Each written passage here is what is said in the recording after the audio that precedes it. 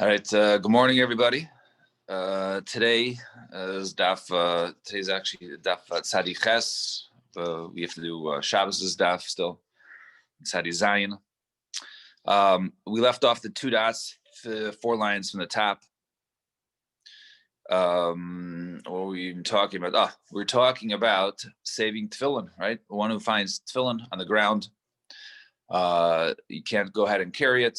However, there's a heter to go ahead and put it on. So the machlokas, whether you can put on 1 at a time, 2 at a time. And then we were discussing whether it's new or old. And if it was new, right, it's a chashash, perhaps someone made an amulet, which is not a davar shebekadusha, in order for the purposes of refuah, but not purposes of mitzvah of tefillin. So therefore, it doesn't carry the same kedusha, and therefore perhaps there's not a heter to carry that, and therefore, so it depends. So like 4 lines from the top, Tzadi Zayin about Aleph. So the hashta the Tani Avur the Shmuel Barav Yitzchak Elu Hey Nishanos, right? So now that was taught by Avur the Shmuel Barav Yitzchak. So he says these are considered to be old ones. Kol sheyesh behem rutzuos mukashros. It's not something. What does it mean to be old and new? Something that has the properly tied straps to it, right? Such as the yud and the daled. And chadashos yesh ben rutzuos v'loy mikusharos. Right? New ones are ones that basically they might even have straps. However, they're not tied. They're not tied in the same way that we have, halacha Moshe Sinai, in terms of the proper way to go ahead and tie it.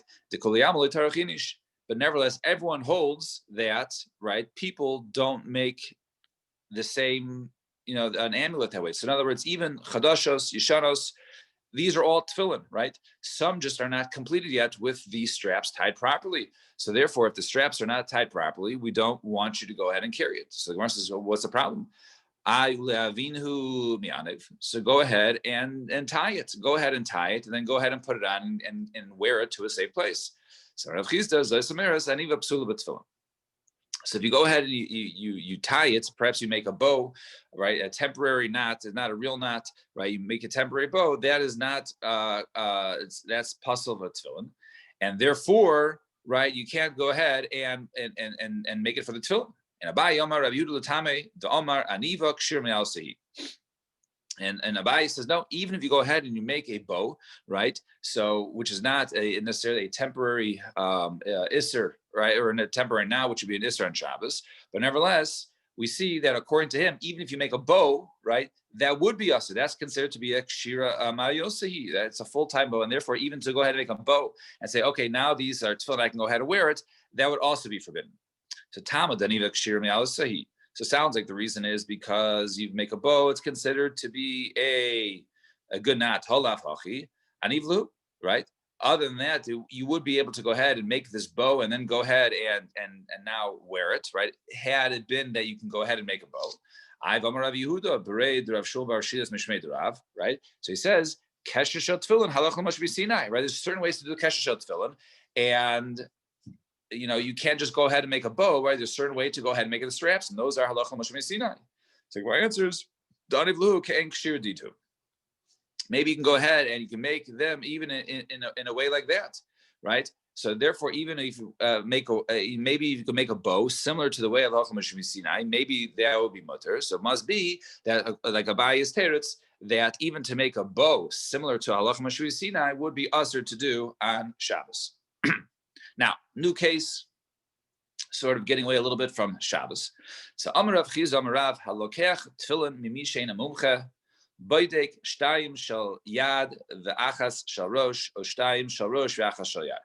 One who goes ahead and purchases it from someone who's not a mumche, right? Not someone who's an established sefer that we know that his tefillin are good. So you have to go ahead and check a number of tefillin, see if it's good, right? And once you see if it's good, if you have multiple tefillin and you see, oh, these are good, the ksiva is good, right? There's no mistakes.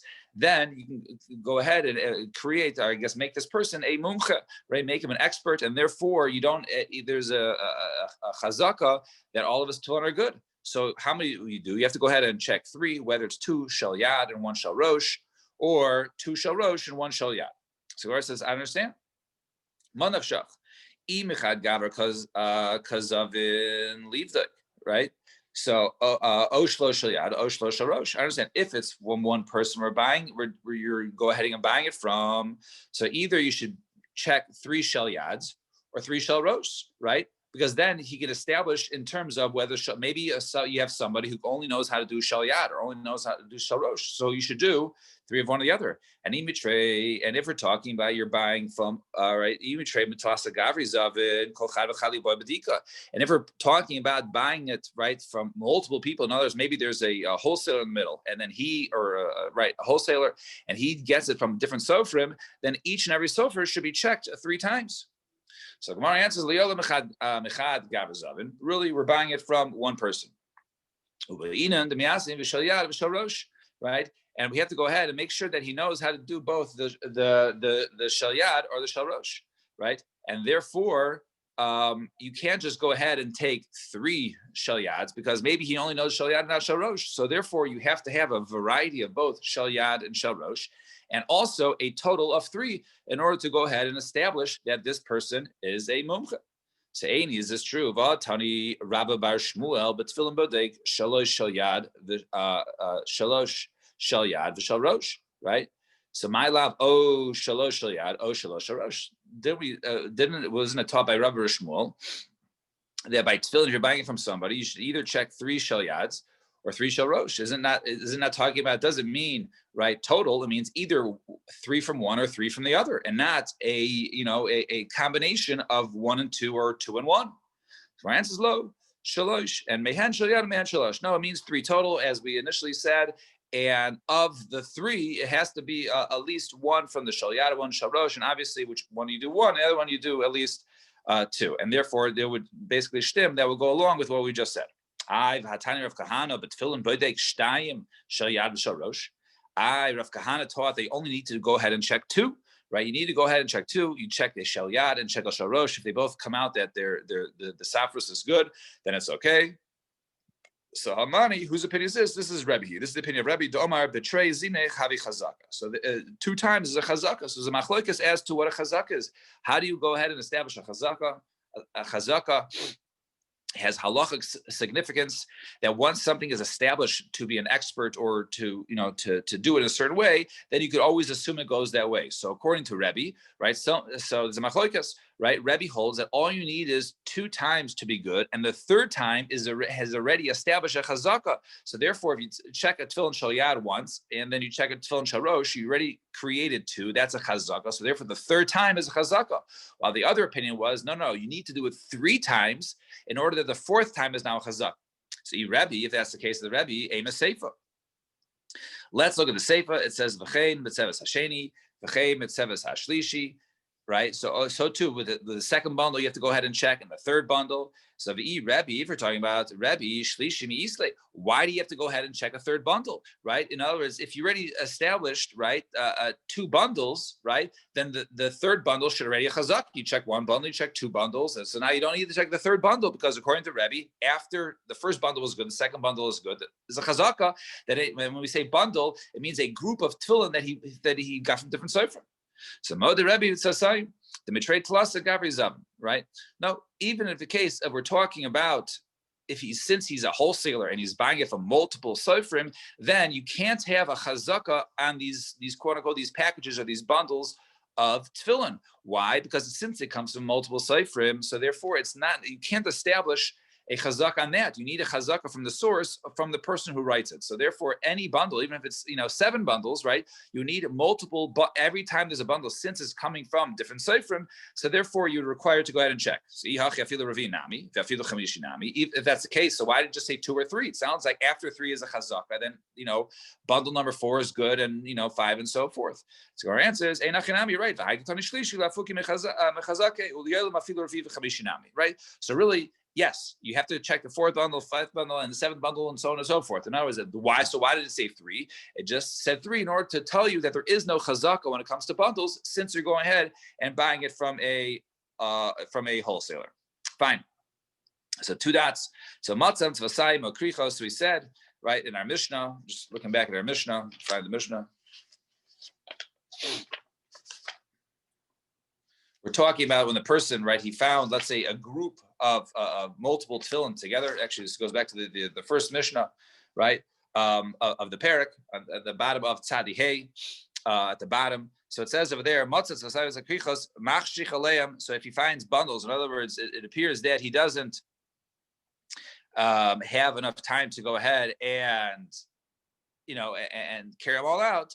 So it says over there that he waits for it to get dark and then he brings it after Shabbos. In other words, he sticks around there, right? He says, right? So the Gemara says,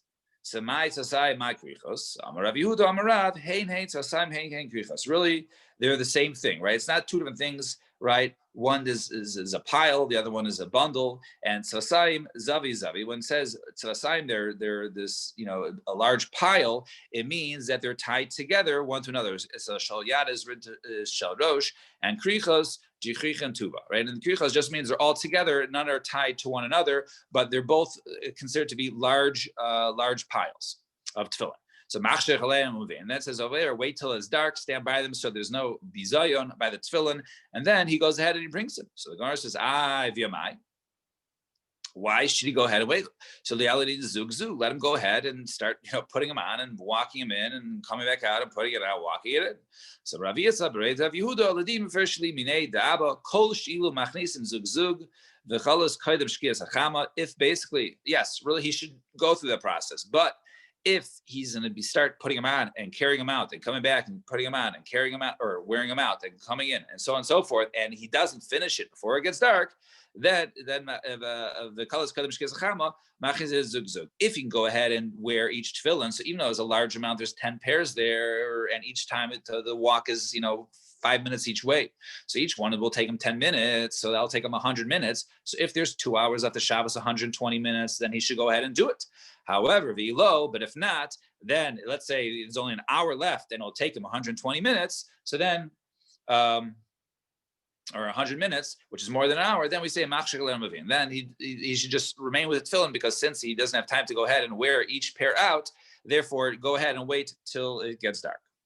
Then we said uvasakona, mechasin v'hoylech, right? In the case of a chazaka, sakana, if there is a sakana, right, which we interpret as we understood it as a danger to his life. The Jews cannot go ahead and wear their tefillin out in public, right, for persecution, right? If you did the mitzvahs, that you put to death. So therefore, he just covers them and then he leaves. So we have another brisa that says, in the case of sakana, he should go ahead and walk them slowly. In other words, walk them, less than 4 amos, walk them 3.5 amos, stop, and then, wait till it's time, and then walk again. And each one, since he's not being mafir dalat amos, which is a rabbin, he'd be putter. So let him do that. According to that brisa says he can do that. So what's the difference? Samarav kasha ha b'sakanas nachri ha b'sakanas listim. In a case of sakanas nachri, when a guy is going to go ahead and he has a potential, he can be put to death. That's a case of what our mission is talking about. Go ahead and cover it, and therefore do not put yourself in danger. But in the case of sakanas listim, right, he's afraid to get robbed, right, or afraid to get stolen from, right. So it's a dangerous neighborhood. But as sakanas listim is referring to Yisrael, right, we're referring to Jews, not Jews, right, who are bandits, right.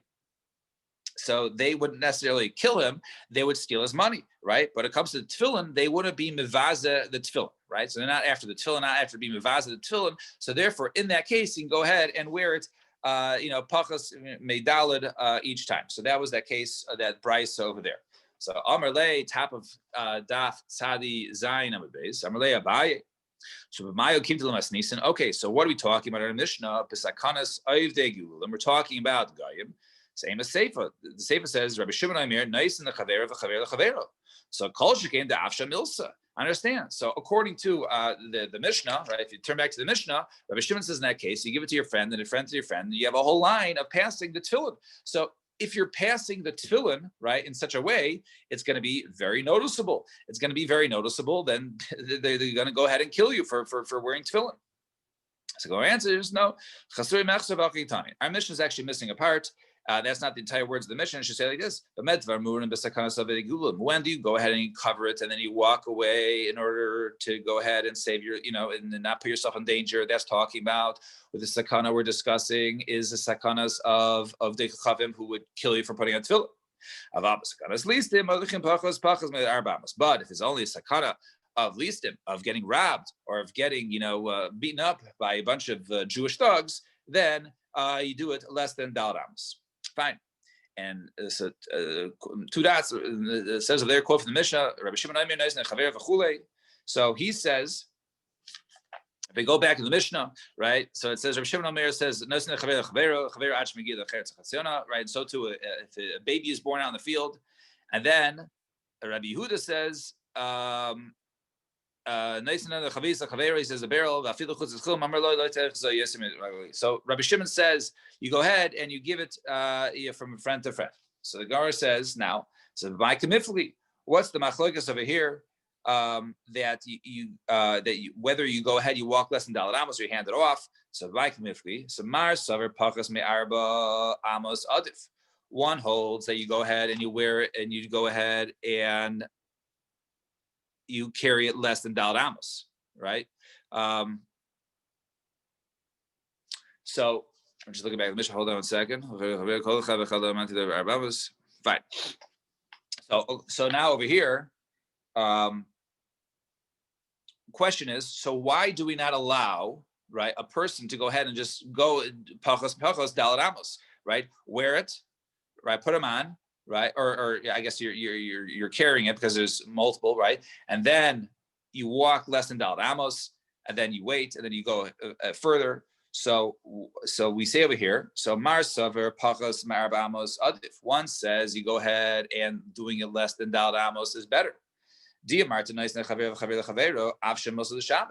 going ahead and by passing it over Shabbos, right? You're basically you're being mefarsim, you're publicizing, right, the passing of the tefillin, right? Omar Savar, nice in the chaver adif says no, you pass it from person to person is better. Why? Because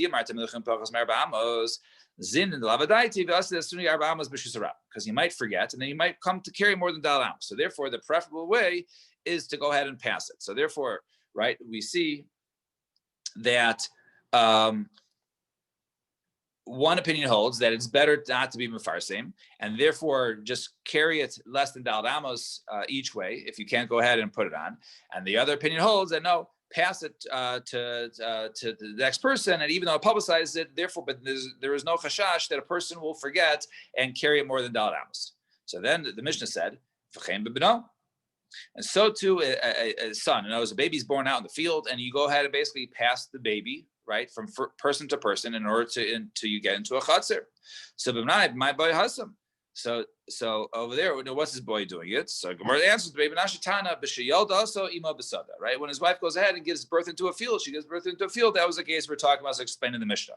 Umaya fila heid meya. So why did it say even if there's 100 people? So the afagav the kashile yade. Even though it's not so good to basically hand the baby from one to the other, right? I guess a kvater, right? Too many kvaters, right? You hand one to the other. This is still the better way to go ahead and hand one to the other, even though it's not so good. Maybe you think, okay, since the child, right, it's not good to hand a newborn one to the other. Maybe one person just carried pachas dalat amos. Nevertheless, it's better to go ahead and pass one to the other because therefore you won't come to carry a single person will carry more than dalat amos. And Rabbi Yehuda says another quote from the Mishnah, two dots. A question. Yeah. Don't we say chai no say asatzmo? Chai no say asatzmo. So therefore, it should be permitted to. Life, but that's still, I guess, that's still derabban, right? It's not lechatchila, right?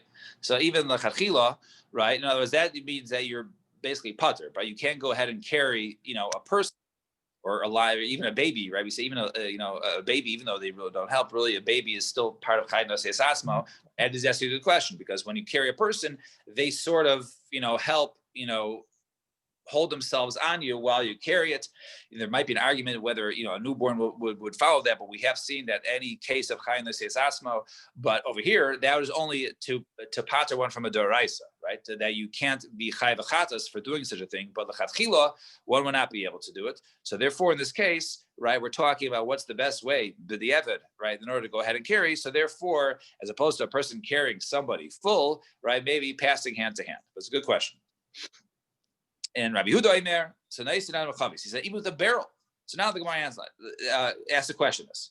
And then we said, so you look at the end of the Mishnah, he says, you go ahead and carry that. And says Rabbi Yehuda in the Mishnah, afilu chutz l'tchum, even beyond the tchum. All right, you can go ahead and carry the barrel even beyond the tchum. And I'm just reading for the Mishnah before we get back to the Gemara. So it says, so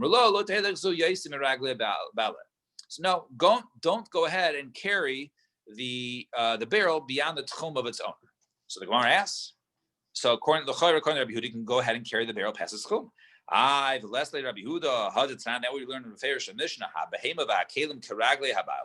right? That they an animal or animals or utensils owned by a person, their tchum is basically the established tchum of their owner. So how can you go ahead and say you can carry the barrel or pass the barrel from person to person beyond the tchum of the owner? Even if you're not carrying Dalet Amos, you're violating tchum. You're taking it too far away.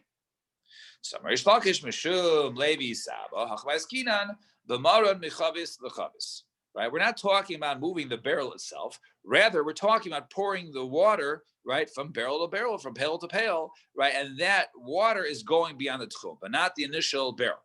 For Rabbi Yehuda Latame, Rabbi Yehuda goes to Shitasa, the Amar Mayim Ein Behen Mamash. That's not Rabbi Yehuda Paiter B'Mayim Pnei She'Ein Behen Mamash. So Rabbi Yehuda will go to Shitasa. Rabbi Yehuda holds that water Ein Bo Mamash. In other words, it doesn't really have any. It has no mamash, it has no substance, it has no place. In other words, so water can't be an established place. So just a bottle, right, a barrel, a chair, those are items which are considered to be set in this place, right, and stationary. But water is not stationary, so therefore water never has an established place on Shabbos. So therefore you can move this water which started in the tchum of the owner. That water can be moved beyond the tchum of the owner. So Gemara says, "Umay toilech zu," right? So what does it mean? That what we said that lo talech zu, that quote from the Mishnah. So right, so Amar lo Chamim said back to Rabbi Yehuda, says lo talech zu yais miragli balei, right? That you shouldn't take it beyond the walking of its owner, right? So lo yahelech mashe bezu yais miragli balei wasn't referring to you shouldn't walk it, referring to the barrel, rather referring to the water. You shouldn't move the water beyond where the owner is. In other words, they argue on Rabbi Yehuda there. So Eiman the Shmisle, Rabbi Yehuda heicha the balim beisa heicha isnu ba'aniya mishmisle. But that which we say that water ain't bo mamish, right? Ain't bo mamish has no substance. It's only referring to basically when you go ahead and you take water and you use it to go ahead and make bread, right? And it goes in the dough, right? The water's in the dough and you can't see the water anymore. It's becomes secondary, it comes bottle into the dough. However, when we're talking about the water itself, right? The big, a gallon of water. So the water itself is considered to be the item, right? It's not secondary baked, into the dough, right? It's its own object. So Gemara says, all right, and even that what you say by a dish, right? Let's say it's cooked into a stew or something like that, right? It's part of it. So, right? In other words, that even a dish, right? Rabbi Yehuda says that the water is not bottled, right? The water is not bottled. In other words, it's only bottled in a dough, right? Let's say in a dough because you can't see the water anymore. But let's say you have a soup, right? Or a stew, right? Where you can visibly see the water. It's not considered bottled. The Tanya Rabbi Yehuda Omer Mayu Melach B'Tinin B'Isa V'Ein B'Tinin B'Kdeira Mipnei Rotva, right? Water and salt is bottled in dough because you can't see it anymore. It's absorbed right into the dough. However, when it comes to a cooked dish where there is water, right? It's Mipnei Rotva. It's like it's the gravy of it. So even like say a meat, right? There's still water. There's still in the pot, right? That it was cooked in. So since the water is still there, you can see the water is not considered on its own. So therefore it's a kasha in Rabbi Yehuda, how we can say you can just go ahead and move the water. So Ella, rather, Rava has a new shot. Elama Rava hacha bechavis shekansa shvisa umayim shaloi kana shvisa askina. We're talking about a case where the barrel was there before Shabbos. The barrel was sitting in his yard before Shabbos. However, the water, right, was not considered to have established shvisa. It was not there, right? In other words, let's say we're talking about that he filled up water. He filled up water from the river, right? So he filled up water from the river on Shabbos morning. So whatever water he took from the river Shabbos morning, right? Obviously, when Shabbos started, was miles away. So therefore, and then that water we're talking about transferring. So that when it comes to the barrel establishes its shvisa before Shabbos because it was sitting in his yard. The water did not. The water is something that didn't establish its shvisa, its malkum shvisa on Shabbos with the owner, right? Because he only got it on Shabbos, but when it started on Shabbos, it was when Shabbos started, it was miles away. That over here we say that basically the barrel is buttle to the water, right? Because something which holds something else is buttle to the water. I was learning the Mishnah, Hamaitzi hachai b'mita pater af alamita mipnei shamita tefela lo. One who goes ahead and carries out, right? Let's say a body, right, on a bed, right? They're moving for the sake of the body, and they move a dead body, or even a person who's living, excuse me, right? That they carry a person out on a mita, right? Right, as Eddie pointed out earlier, you're not only you're pater from carrying the person, you're also pater from carrying the bed. Why is that? Because the bed is batel, right, is secondary to the person. The main thing is the person. So really you're carrying a person. Can you be chai for carrying a person? No, you're pater for carrying a person because chai no says asmo. And therefore, in Hamoitzi Eichlin, so too, one who goes ahead and carries out food. Pachas megashir b'kli. So we learned earlier in Masechah Shabbos, right, 6 months ago, we talked about carrying food. Now, different foods have different sizes as to how much one has to carry of that food to be chayiv. So if one carries something pachas megashir, right, it's too small of an amount of that type of food to be chayiv, achatas to bring, and so he carries that out, which is a rabbim, he is pater. And pater afal kli mipnei kli tafel lo. He's also pater on the kli because it's tafel to the on the physical dish because he's really carrying out food, and the food he has is pachas megashir is less than the measure amount to be chai for that. So therefore, going back in our case, what do you see when you are carrying an item, right? And you're using the barrel, you're not really moving the barrel. The reason why you have the barrel is to hold the water. So the main thing you're carrying is the water. Since the water came from outside the tchum and never established its makom shvisa on Shabbos, so therefore, since the barrel is now tags along with the water, so since you can move the water beyond the tchum, you could also go ahead and move the barrel beyond the tchum. Fine. So Masiv Rav Yosef. So now, according to where we stand right now, so we stand that really we're even talking about the barrel, right? And the barrel is going to be moved beyond the Tchum Shabbos. And why is that permitted? Because the barrel is secondary to the water, and the water is not limited to Tchum Shabbos because the water, when Shabbos started, came from miles away because it was from the river. So Masiv Rav Yosef Rav Yehuda Omer b'shayara naisin adam chavis lechavera v'chaver lechavera. So it says in a case of a shayara, in other words, let's say people had Shabbos and they started Shabbos right out and they had no water, right? They were outside the town, they were traveling, for long distances, and they established their makom shvisa on Shabbos, right? So they're allowed to go ahead and pass a barrel to one another.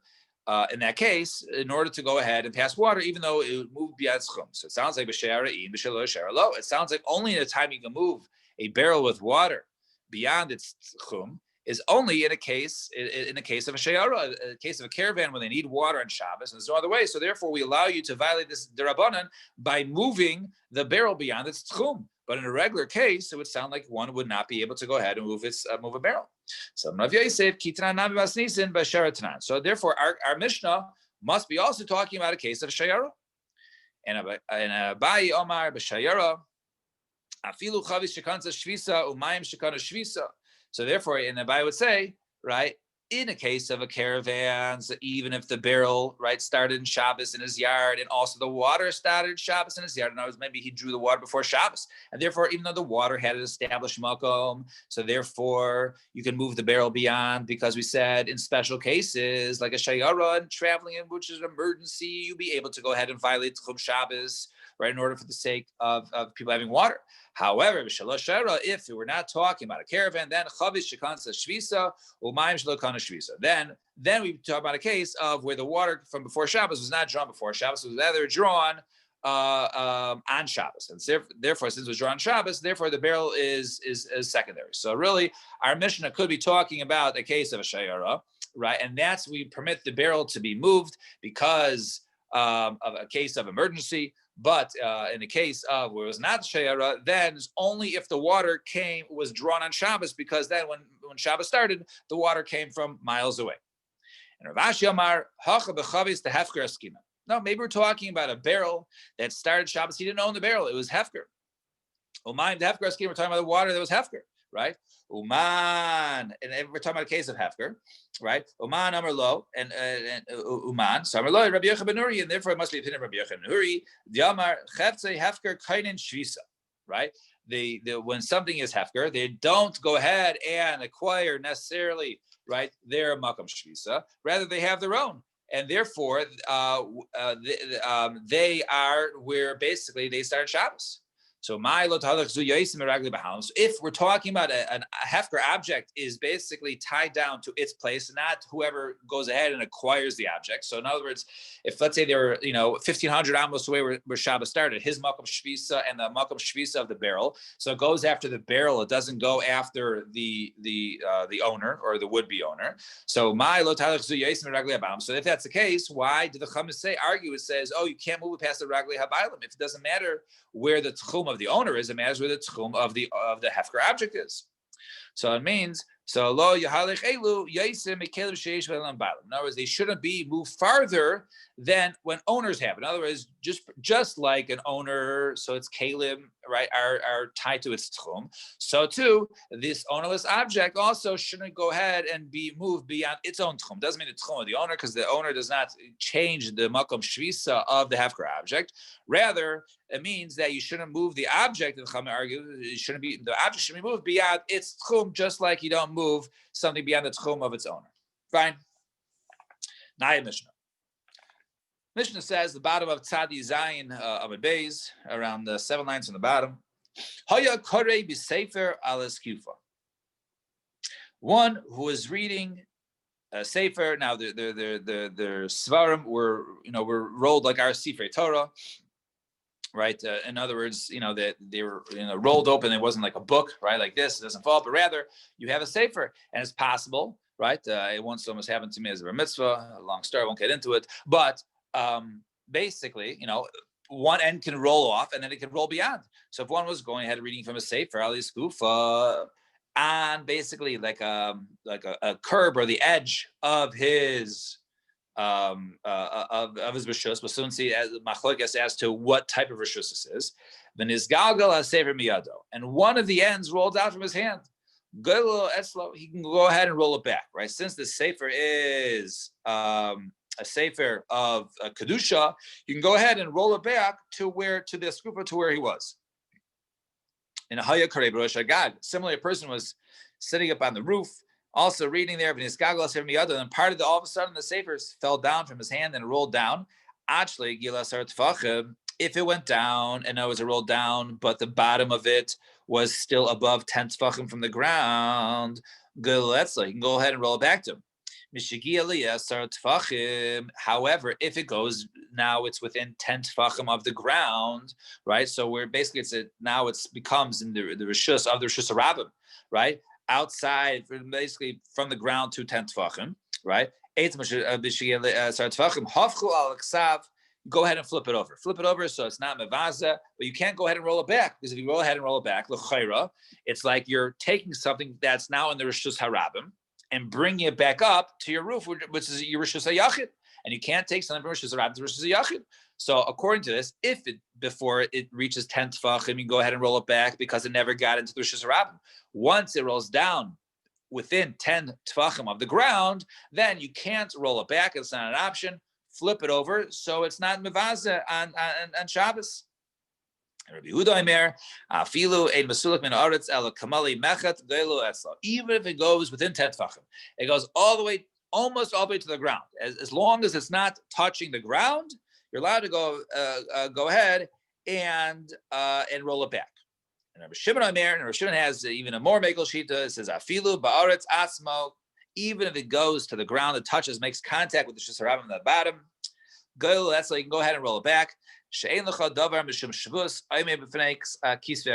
Because we don't have something which is only a derabanan violation, right?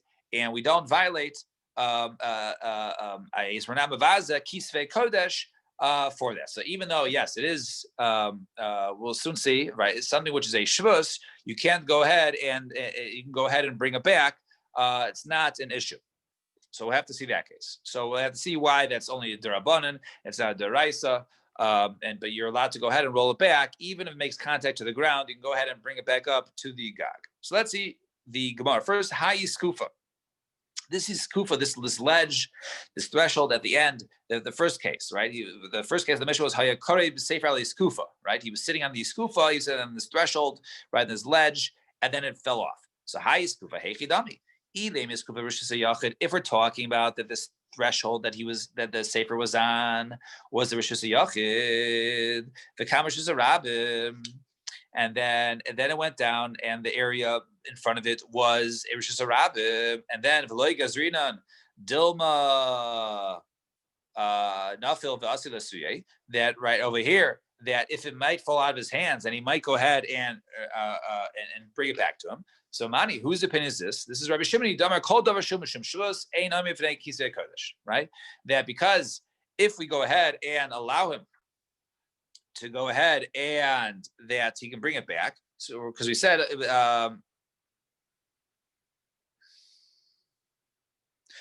so in other words, maybe the whole thing will fall out. If the whole thing falls out, then he's going to go ahead and bring it back. He's going to go ahead and bring it back. And if the whole thing falls out and it's in the Rishus Rabbim, and then he brings it back to the Rishus Yachid, right, then that is a daraisa. He'll be a chayv chatas. So, but we're not concerned with that, right? We're not concerned that the whole thing will fall out of his hand. Rather, we say, so whose opinion is this? This is at the top of Tzadi Chesam and Aleph. So, Mani, whose opinion is this? This is Rabbi Shimoni. The Amar kol davar shum shvus eino oimim v'nei kisvei kodesh. Anything which is a shvus is allowed to go ahead. And we don't let it, which is the last opinion of our Mishnah, was Rabbi Shimon, that since it's only a shvus, therefore we violate that. We're not worried about Xera when it comes to Kisvei Kodesh. So therefore they said, so Ema Seifa. So the Gemara says, what are the says? Rabbi Yehuda Amir, afilu ein masulik min aretz ela machat el malei chut golo eslo. And Rabbi Shimon Amir, afilu ba'aretz asma golo eslo. Right? So, but what do you mean? How could you say that the first part is Rabbi Shimon? If then we have Rabbi Yehuda says, as long as in the case of the Gag, right, it's not touching, right, as long as it doesn't touch, and then Rabbi Shimon comes again and says, no, even if it's on the ground, we're not worried about the dirabanan. So Reish of a sefer Rabbi Shimon, Mitziyasa Rabbi Yehuda. So the first part of the Mishnah is Rabbi Shimon, and the last part is Rabbi Shimon, in the middle is Rabbi Yehuda. So Rabbi Yehuda, yes, in right, Reish of a sefer Rabbi Shimon, Mitziyasa Rabbi Yehuda. Right. So you say, yeah, that's not a problem. We'll say the Reisha, the first part of the Mishnah was Rabbi Shimon, and also the last part of Rabbi Shimon, Rabbi Yehuda was in the middle. And Rabbi Omar, ha biskufa hanidresses askina. We're talking about not any skufa that is a regular skufa that is off to the side and basically its own Rishus Yachid. Rather, we're talking about a place where people need dresses, right? People are walk there. People walk there, and therefore it's a bizayim. Mishum bizayim kisvei kodesh rabbanan. And because of the bizayin of Kisei Kodesh, therefore the Rabbanan allowed the person to go ahead and roll it back. And therefore, not only is according to Rabbi Shimon, who holds that we push out the shus, but since over here there's a potential for it to be violated, to leave it there, right? You can't just go ahead and leave there because people might go ahead and step on it. Therefore, not only according to Rabbi Shimon, but according to everybody, according to everybody, then you are allowed to go ahead and roll it back because people might go ahead and walk on the Kisvei HaKodesh. And Rav Omar, I just said that. So Eisvei Abaye. So Abaye asks a question. So Taich Arba Amos Golo Eslo. So he said over there, we have a case of a Brisa, which is a similar case. If it was within Dalet Amos of him, he can go ahead and roll it back. Because what's the concern? The concern is it rolled out into Rosh Hashanah. So if it rolled into Rosh Hashanah and then he brings it back, right? If it's more than Dalet Amos, so if it's less than Dalet Amos, take Dalet Amos, go that's like Chutz L'Arba Amos, but once it rolls, right, the end rolls to beyond Dalet Amos, right? Then you can't go and roll it back because rolling it back is tantamount to carrying it, Dalet Amos, and therefore we don't allow you to do that. You have to go ahead and basically flip it over and leave it there. So right? If we're talking about a case of right that it's where people will walk on it, what does it make a difference for right for Amos or not? Right, right in such a case. So we're not talking about there's a potential deraisa, right? We're talking about in our case where it's only derabanan, because this iskufa, this threshold that it was on, was not the reshus hayachid, right? Rather, we're talking about it was a karmelis. If it was a karmelis, then when you have a karmelis next to bringing from the reshus harabim to the karmelis, is not necessarily a violation. So therefore, reshus harabim overes lifanel. So Teich Arba Amos. So if it's within Dalet Amos, if it's less than Dalet Amos, so go ahead and bring it back, right, onto the iskufa, which is only a karmelis. There's no chashash, right, of a chiyuv chatas. So therefore, Shalei Rabbanan, the Rabbanan permitted it. However, Chutz Arba Amos, once it goes beyond Arba Amos, and you're going to go ahead and bring it all the way back, the Maisila, if he goes ahead and he brings it, right, the whole thing falls out of his hand, and then he would bring the entire thing back, then he would be chayv achatas, and then lo shalei rabbanan. Then the rabbanan did not permit. So therefore, even though we're talking about the kisvei kodesh, things that were sacred, right, the Sfarim. So therefore, if it was, and we're talking about a karmelis and reshus harabim, so the only chiyuv chatas here we're worried about, remember, rolling it is not considered to be carrying it. So therefore, if the whole thing if it's within Dalet Amos, right, we're not worried about the other end falling out and carrying it, because then it's pachos min Dalet Amos. At worst, you're carrying it, but it's less than Dalet Amos. If it's more than Dalet Amos, so now we're not talking about moving it from reshus harabim to reshus hayachid, because the iskufa is only a karmelis, right? But the only deraisa involved would be carrying a Dalet Amos. So therefore, if it rolls beyond Dalet Amos, because then we worry about the other end falling back, and to carry it back would be walking more than Dalet Amos, therefore would it be permitted. So Yihachi Taich Arba Amos Nami. So why don't you make another gzera? So now you're worried about the case of more than Dalet Amos. Maybe the whole thing will fall out of his hand, and then he'll carry a Dalet Amos. So why don't you make a gzera that even if it's less than Dalet Amos, should also be to go ahead and bring it back to the iskufa, because if another time, if the iskufa is a reshus hayachid, right, then the whole thing might fall out, even though it's 2 amos away, but one is not allowed to go ahead and bring it even 2 amos from a reshus harabim to reshus hayachid. So why don't you make a gzer in that case, right? So nami nigzor dilma mal reshus harabim reshus hayachid. So Gemara says v'chi tema kevadim of sagas karmelis lesson ba. If you say that maybe since over here there's a karmelis over here, since these kufas are karmelis, and then therefore on the other side, right, is reshus hayachid, and the karmelis is between the reshus hayachid, and this because the kufa was between the reshus hayachid and reshus harabim. But marava hamaver chayfes mitchilas arba l'soif arba v'avilu derech v'avilu derech alav chayv, right? One.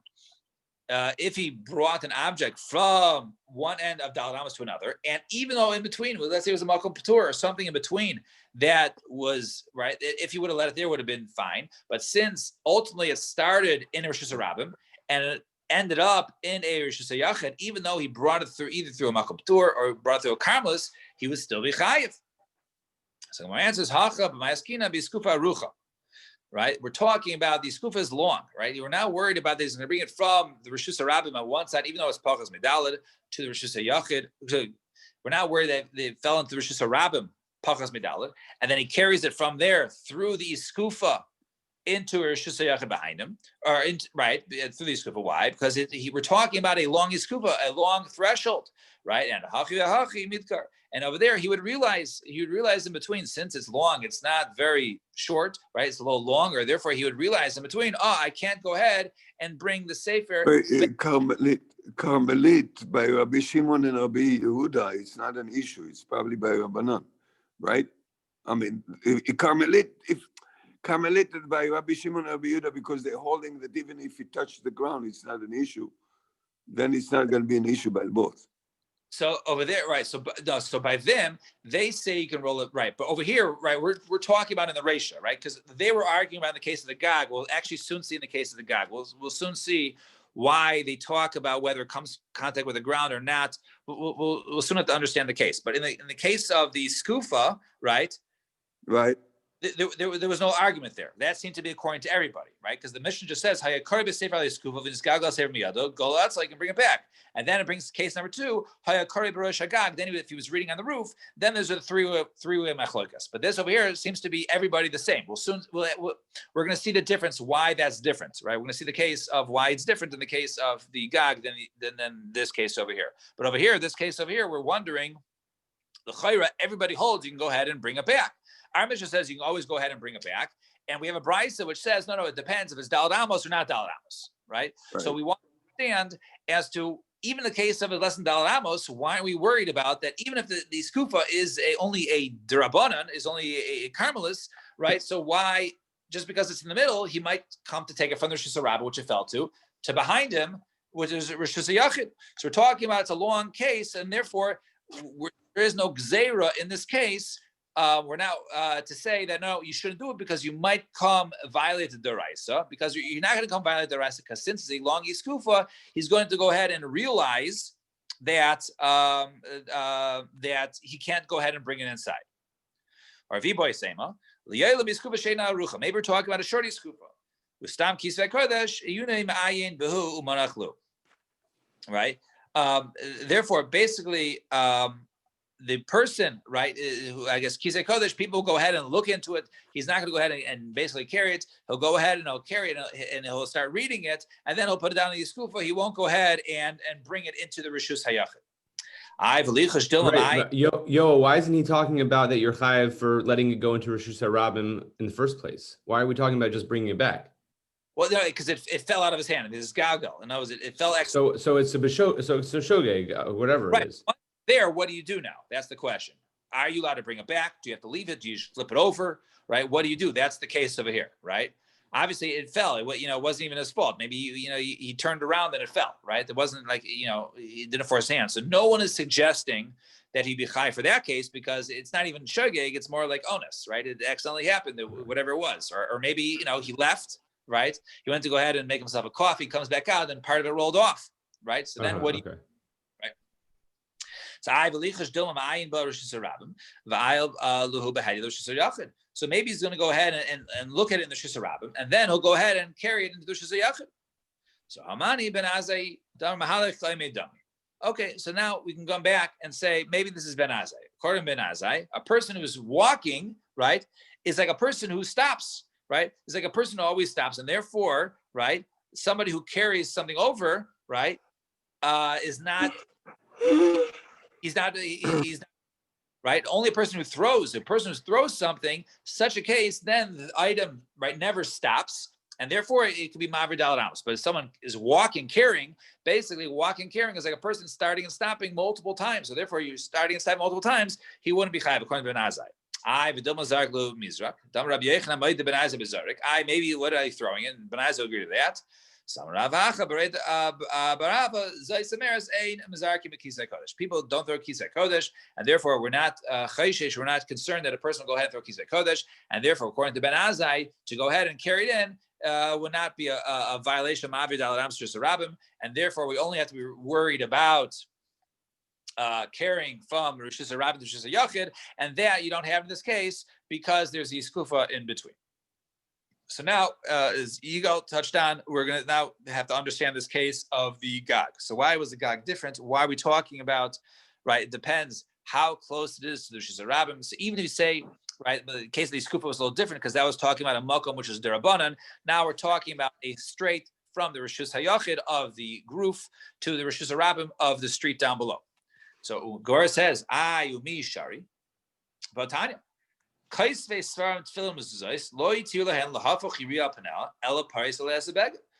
of all, right, one who has Kisei Kodesh, a person writes a Svarim and Tefillin and Mezuzah, So we don't go ahead and allow them to turn it over. To turn it over, it's like a bizayon to go ahead and turn it over the kizakosh onto the ground, right? So how can you touch on the ground? Rather, you should go ahead and put a beged on it.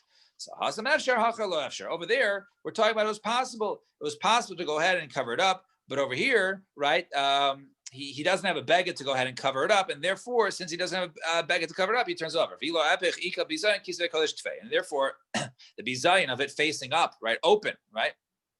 A person shouldn't leave his svarim open when he's not learning it. You see a lot of people, in yeshiva, right? They want to say they're still learning there, but they're not there right now. They don't want to leave it open. So a lot of times, they leave the Gemaras open like that, right? Because they don't want their kisvei kodesh open. So over here, right? So also, we shouldn't have the words are exposed without being used. So therefore, normally you cover with a beged. But if you can't cover the beged, it's more of a bizayon to have it face up, right? And people, walk about it or whatever it is. That's more bizayon than to go ahead and to flip it over and have it be like that. Fine. So you put on a ksav. So I v'halonach, right?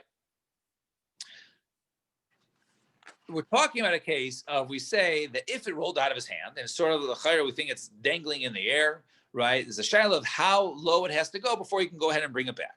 So why are we worried that even if it goes into the airspace of a Rishus HaRabim, it never touched the ground? It never touched the ground. You should be able to go ahead and roll it back, even if it's in 10 tefachim, or even if it's in right all the way. Samarav, the kaisel meshufa, we're talking about, it's a new case, right? No, you have to understand the case.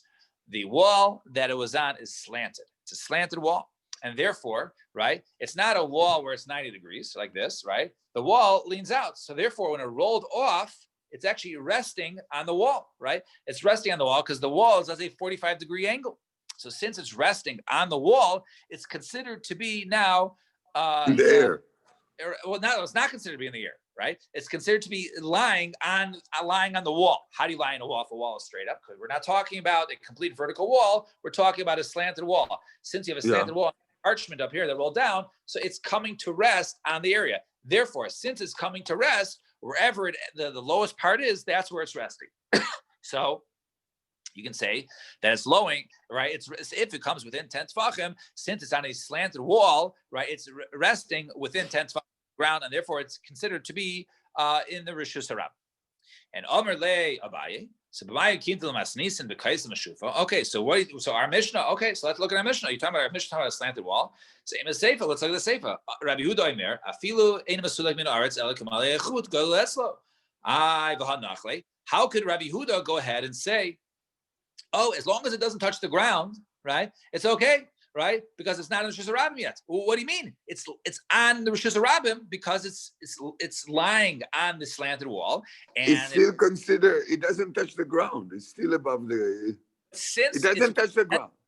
It didn't touch the ground, but since it's within 10 tefachim, and it's right. The 10 tefachim. The 10 tefachim is very different. That's right.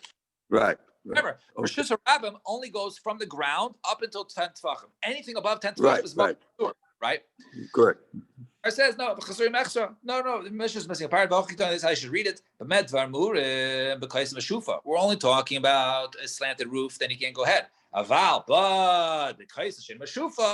but if we're talking about a wall that is not slanted, right? And now it's just dangling because it's not resting on anything. So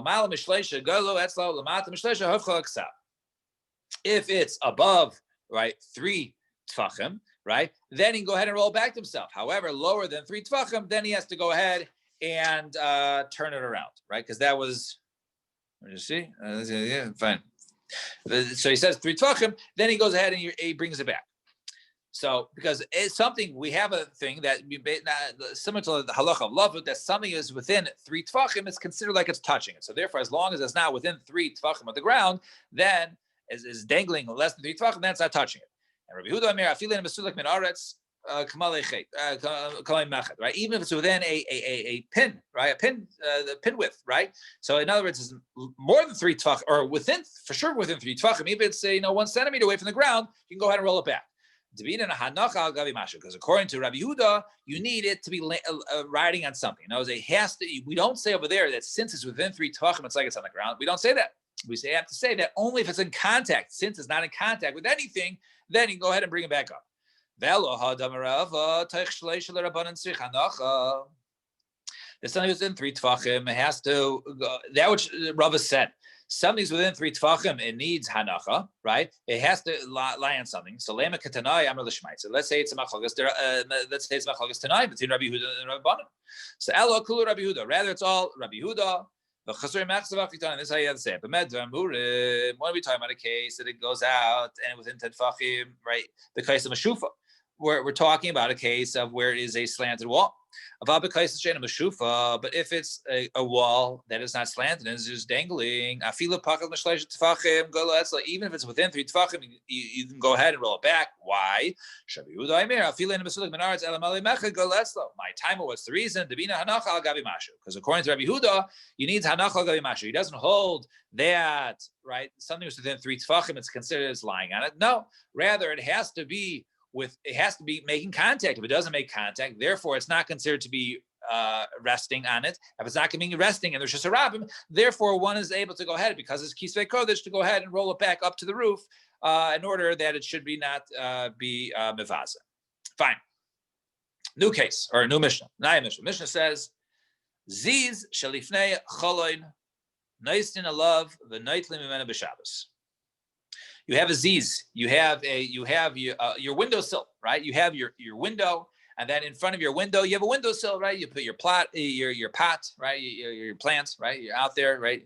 So you have things, your thermometer to see what the temperature is outside, right? So you have your windowsill hanging out your window, and out the window is the Rosh Hashanah. Inside your house is your Rosh Hashanah, and then you have this windowsill with this open window. So the ziz, this windowsill in front of the window, nice and love, nice shop. So you can go ahead and put something out there and take it back on Shabbos. So the Gemara asks, "Sahai ziz the mafik lehecha." Where is the ziz? Where is it facing? What is on the other side of this windowsill? So if we're talking about outside Rosh Hashanah, why are we concerned that whatever I put out there, right? I put something out there, it's going to go ahead and fall into Rosh Hashanah, and it goes into Rosh Hashanah, and I might go ahead and go back outside and put it back on the windowsill. Or someone's walking by, they see, I just dropped something from my window. They're going to go ahead and put it back up there, and so the windowsill is part of my Rosh Hashanah, and that's Rosh Hashanah, and they're going to take from the Rosh Hashanah and put it on Rosh Hashanah. So El Damapi Rosh Hashanah, right? So maybe it's another Rosh Hashanah outside there, and therefore, right, you can put the windows. So that's obvious. Obviously, you can go ahead and it's only between 2 Rosh Hashanah. Why wouldn't I be able to do it? So Rabbi, really, it is over Rosh Hashanah. My nice and I love diktani. It means something that would break. Something that would break. In other words, if I put a vase out there, right? Not even a vase. Vase is fancier, right? I put a vase out there, right? And it falls and it breaks. No one's going to pick up the broken shards and put it back up. It's broken. So since it's broken, so what's a chashash? It's a Rosh Hashanah. If it falls out, no one's putting it back because it's broken now, right? So there's no chashash of basically taking something from the Rosh Hashanah and putting the Rosh Hashanah. And Tanya Hachisim will learn Zish lifnei choloin hayetz the Rosh Hashanah. If you have a ledge, right, this windowsill that's in front of Rosh Hashanah, nice and love karais, the kaisas, kitinois, hatzluchais. You can put out there plates, right, and cups, right, and dishes, all these and flasks for your drinks, right, all these things which shatter, right. You can put out all these things that shatter, and you can go ahead and use the entire wall. In other words, you have a ledge, right, and the ledge is a long wedge. So even though I have my window and there's a windowsill, or there's a ledge, let's say maybe underneath my window, right, and I can reach down and put it on there. Even if it's much longer than my window, I can use this ledge, right, ad asara tefachim, up until 10 tefachim. As long as the ledge, right, which is outside my house, okay, is more than 10 tefachim off the ground, right, I can go ahead and reach out from my window and put things in the ledge and take them back. And if there's a ziz even underneath that ledge, there's multiple ledges there, right, you can go ahead and use that one. But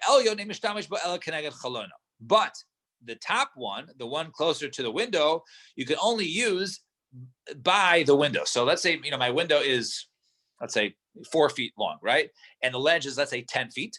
So I can only use the upper ledge, right? That's that's within the 4 feet of my window, right? Directly underneath my window. But if it's beyond, right, I can't use that. So that's the Havmir. So the Gemara says, Hi Ziz, Hechi Dami. What are we talking about here? So Ida Lesbe Arba, if we're talking about with this ledge. Now, how wide is this ledge, right? Remember, it's sticking out of the side of my house. So how wide is it? If we're talking about that it's less than 4 tefachim, so now it's a makom patur. So Lesbe Arba makom patur. It's makom patur. Ve'afilu keneged chaloin nami lo yishtamish, right? Then even if it's right, right, I can't use anything even less than that, even the other areas, because we just said if it's very long, right, you can go ahead and use the whole thing, right? So how can I use the whole thing, right? The bottom one, right? If it's a makom patur, and a makom patur, it might come ahead fall, right? The reason why I say it's a makom patur is because it's not stable, right? It's not 4 by 4 tefachim. It's less than 4 tefachim. It's not stable. Something might fall, right? So if it might fall, then it might go into the Shus Rabbim. So even if it's by my window, I also should be able to use it. The East Bay Arba, right? And if it is 4, then the East Bay Arba, the Kolei Kozel Lishtamish. And if there is 4, I should be able to use the entire thing. So why are we saying that I'm only limited to where my window is? The other area, if it's less than 4, the entire thing I shouldn't be able to use. And if it is 4, then I should be able to use the entire thing. So why are we just limiting my access to this ledge, right, to the upper ledge, only to where next to my window? So Amar Abaye, Tachton East Berba. The bottom one, we said which you can use the entire one, is that's at least 4 tefachim long or wide, right? So if it's 4 tefachim wide, therefore it's stable, and therefore I can go ahead and put something on there, it won't fall. So therefore I can use that whole thing. And the Elyon, the top one, which we said I'm only limited to where my window is open, less Berba, right? There's not 4 there. However, the Cholon Mishlemiza Arba. Therefore, but my window adds to the 4. So imagine, right, you have a ledge and it's 2 tefachim, right? Let's say it's 2 tefachim long or whatever. It comes out 2 tefachim, right? Its depth is 2 tefachim.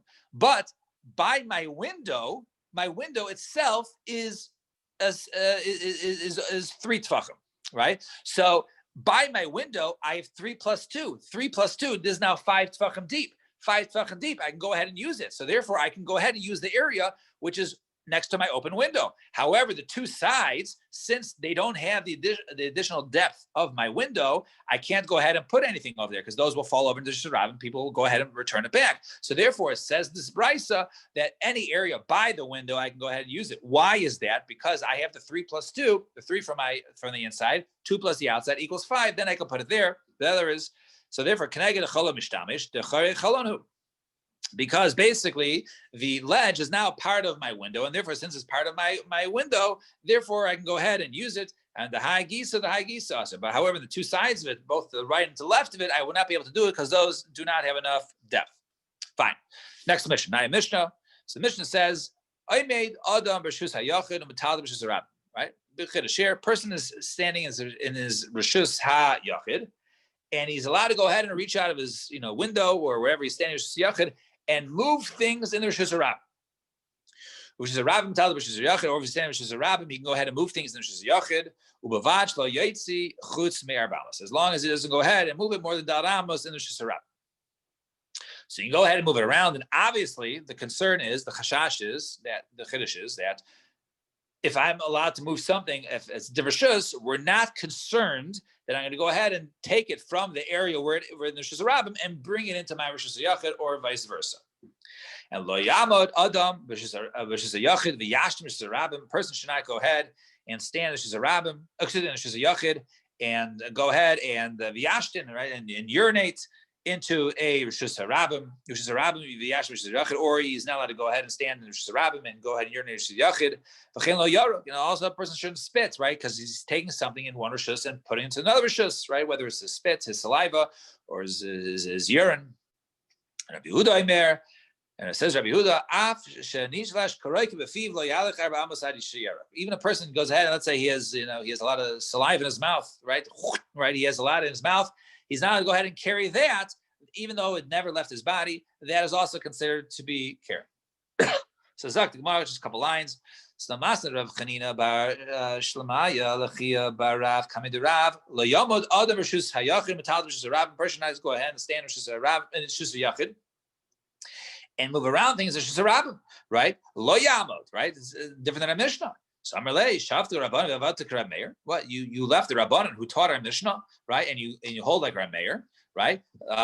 So our answer is no. Who saver me the sefer Rab Meir Reishin Am Rab Meir. So he said no. That by the fact that the sefer, which we'll see later on, is Rab Meir, the Reisha is also Rab Meir. Velohi, however, that's not true. Sefer Rab Meir, Reisha Rabbanan, right? The sefer, which we'll see later on, the Mishnah later on, next Mishnah, that is according to Rab Meir, and this Reisha is Rabbanan. Therefore, it's actually not this. It's not the same case, and therefore you would hold like the Rabbanan in this case, and not like Rab Meir in the next case. So we'll have to soon see the next Mishnah, right? Is actually a machlokas as to in terms of Rabbanan and Rab Meir as to whether one is allowed to go ahead and move it around, and he thought it was Rab Meir, but actually this is not Rab Meir, it's actually the Rabbanan, and therefore he didn't realize that he was ruling against the Rabbanan and not Rab Meir, and therefore he would have been changed it and says no, we would hold like our Mishnah to say you're allowed to do it. All right, we'll stop here. The two dots. Everybody have a wonderful day. I know it was a lot. You should go. The last Sunday of Erevin. So no more doubles of Erevin on Shabbos. I think Kufay. So Regular time tomorrow, early on Tuesday. Regular time tomorrow, early on Tuesday. Early davening. I mean. Hey, guys. Thank you. All right, you should go. Bye bye.